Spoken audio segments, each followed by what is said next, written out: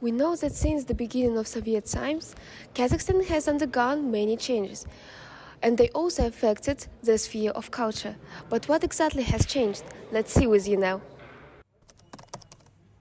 From the early days of Soviet power in Kazakhstan, the tasks of cultural revolution were being addressed. Our country significantly lagged behind in the level of culture compared to the central regions of the Soviet Union. The majority of the population did not have basic education.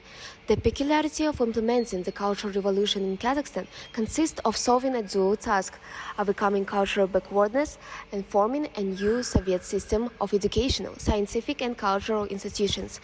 In February 1924, a branch of all Union Society down with illiteracy was formed in Kazakhstan. On February 11, 1930, Kazakh adopted a resolution on the mandatory elimination of illiteracy in the population of the Kazakh SSR by the end of the first five-year plan. In 1931, universal education for the illiterate population aged 15 to 50 was introduced. However, the work on eliminating illiteracy in Kazakhstan was not completed by 1935, and only by 1939 the overall illiteracy rate of the population was 76.3%.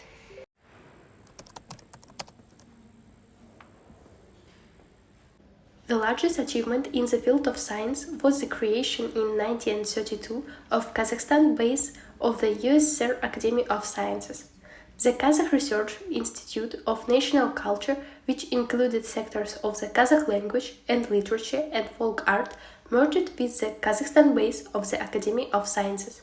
On the eve of war, more than 1,700 scientists working in 57 scientific institutions in Kazakhstan, including universities. In 1935, the first part of the history of Kazakhstan from ancient times, written by Professor Asfendiyarov, was published.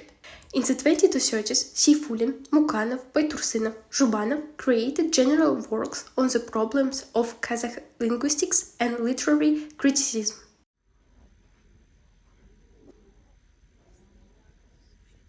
The main accusation of the party for the repression of the Kazakh intelligentsia was nationalism. For example, Mukhtar Aoezov, Bembet Marlin, Sekin Seyfulin. In a decision of the Plenum of the Kazakh Regional Committee on Cultural Contraction held in April 1928, nationalism was designated as follows in the conditions of the general cultural backwardness of Kazakhstan. The huge proportion of the illiterate population, the weakness and the small number of cultural specialists, the persistence of nationalist tendencies among the old intelligentsia and the small number creators of a new culture, we are dealing with various types of economic and together with everyday traditions, religious beliefs, etc. We encounter growing resistance from the growing rich elements who supported and steadily clung to semi-feudal tribal forms of exploitation in the countryside.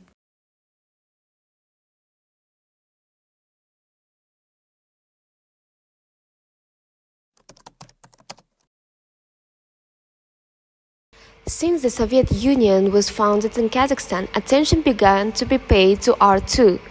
In January 1926, the first theater opened in Kazıorda with the production of Yenilik Quebec. In 1933, the first Uyghur music and drama theater was organized in Almaty. In 1937, a Korean theater opened in Kazıorda. In January 1934, the Kazakh State Musical Theater, now the Kazakh State Academic Opera and Ballet Theater named after Abay, was opened. The theater premiered with opera Ayman Chopin.